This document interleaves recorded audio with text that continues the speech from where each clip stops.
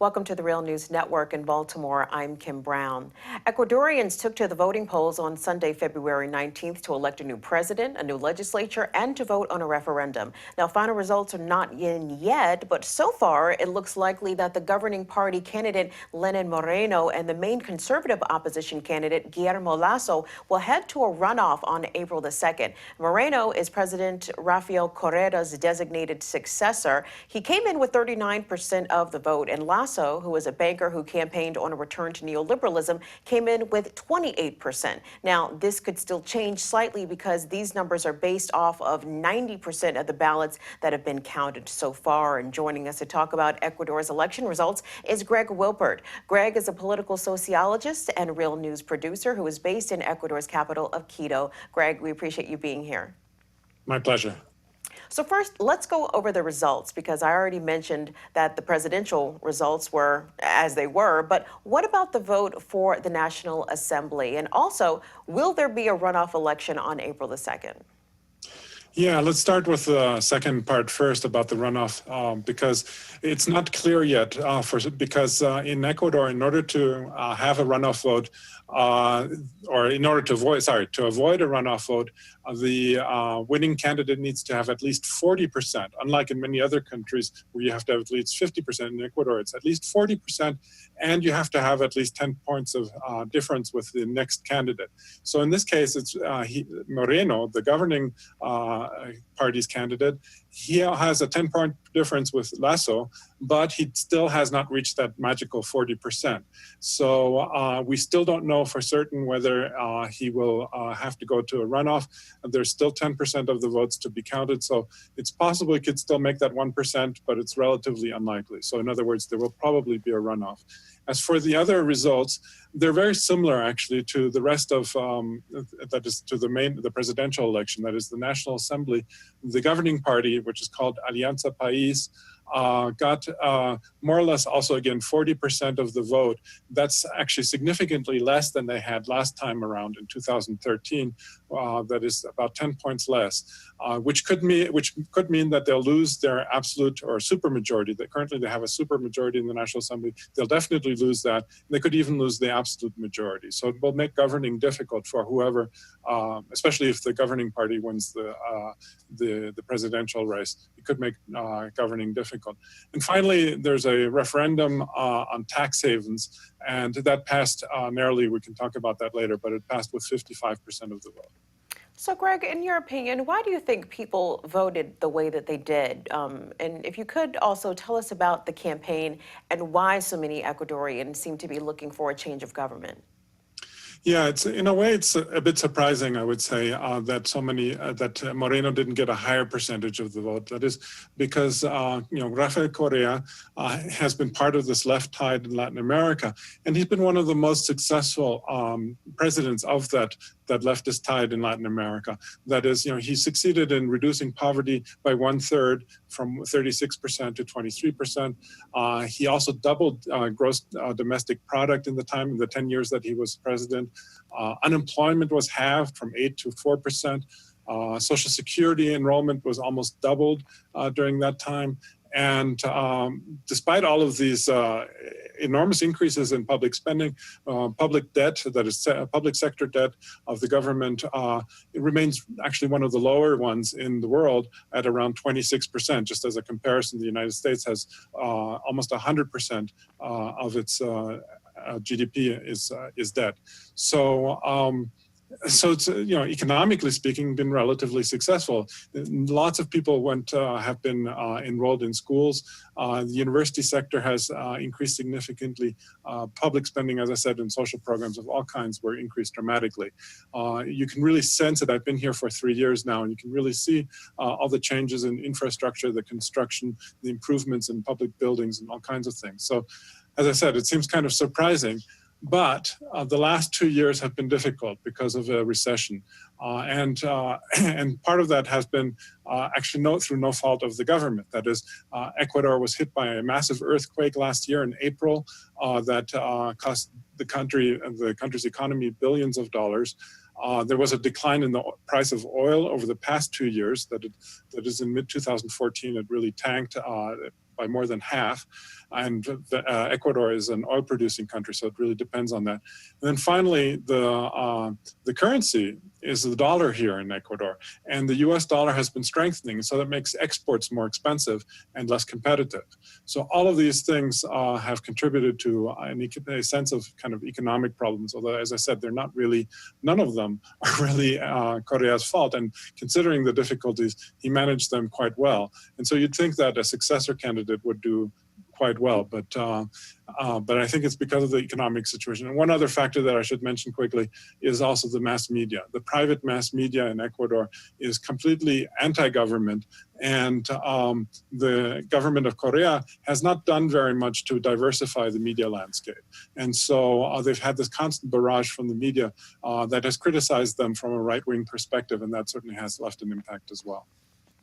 So, Greg, assuming that there will be a runoff in about 6 weeks, tell us about the two candidates who would be facing each other.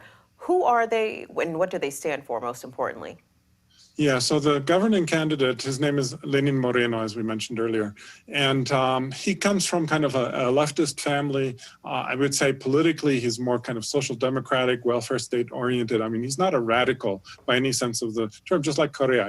He's promised to basically continue Correa's policies. I mean, he's made some concessions to the business class here in Ecuador, you know, saying that we have to lower interest rates, increase you know, the activity of the private sector, those kinds of things. But the main point is really that he's insisted on continuing public spending on all of the social programs, and especially the education sector, which has been so strong during Correa's presidency.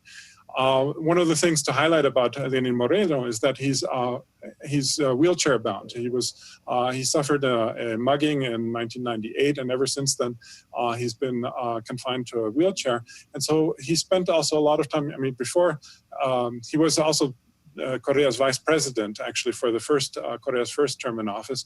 And after that, I can't remember exactly when now, and I think, yeah, after 2012, he became a UN advisor for disability issues. And actually, he also pushed disability issues here in Ecuador very strongly.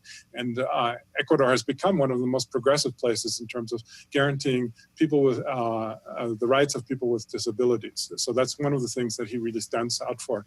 And so he's enormously popular because of that. Now, of course, having said that, of course, in light of the economic issues, that's one of the reasons, like I said before, that he probably didn't win outright. The other thing, the other candidate is Guillermo Lasso, who's a banker. He's a conservative. He's run for several times for president before. Well, one other time for president, actually, and lost against Correa.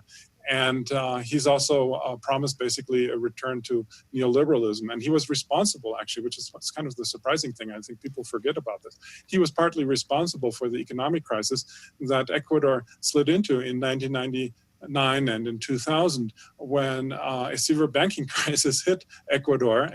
He was even finance minister for a while, and 3 million Ecuadorians had to leave the country for economic reasons. So it's a real stark contrast, actually, between these two candidates. Greg, one of the political actors that has gotten attention in the past in Ecuador was the Indigenous Movement. So where did they stand in this election, and what was their role? Yeah, I mean, actually, they were very active in previous presidential elections, but this time around, they've been relatively quiet. That is, back in 2003, 2004, 2005, when Ecuador was going through a massive political upheaval, it was the Indigenous Movement that was really spearheading the overthrow of the government, not the overthrow, but the resignation, forcing the presidents to resign. And Ecuador cycled through several presidents very quickly. And it was thanks to the Indigenous Movement at that time, which then became allied, actually, with Correa, and that's what enabled Correa to win in 2006. But since then, there's been a certain amount of alienation between the Correa government and the Indigenous Movement. Not only that, the Indigenous Movement has become very fragmented. Now, they don't represent that big a segment of the population. That is, it's estimated that 7 to 8% of the population is Indigenous. But they do have a lot of political weight, and especially for the left in Ecuador, they're highly respected. However, during the Correa government, they've become very fragmented into a sector that's criticizing the government from the left, another sector that supports the government, and a third sector that's been criticizing the government from the right and has been allying itself with the right and supporting the right. So that's really weakened its role, and that's why they did not play much of a role at all in this election. Finally, one of the issues that was on the ballot was a referendum, a proposal to prohibit politicians from holding accounts in tax havens. This kind of seems like a no-brainer. How did this go over amongst the voters in Ecuador, Greg? Yes, exactly. You'd think that should fly through with 100% or so, or maybe the 1% that have money in tax havens might vote against it. But actually, it only passed with 55% of the vote. Which is kind of surprising, and I don't really have an explanation for why it didn't get a higher percent, especially considering that all it says is that politicians should not have hold assets in tax havens. Of course, the right has been campaigning against that, including Guillermo Lasso, the runner-up.